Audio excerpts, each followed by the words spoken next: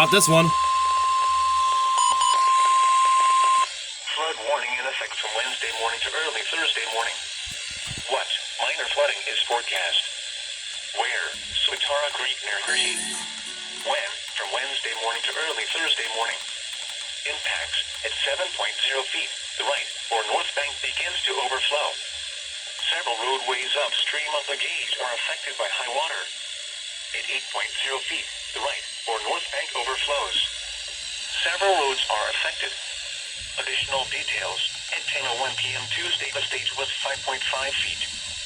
Forecast. The creek is expected to rise above flood stage late tomorrow morning to a crest of 7.3 feet early tomorrow afternoon.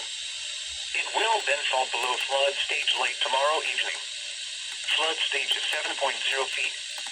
http://www.weather.gov/safety/flood.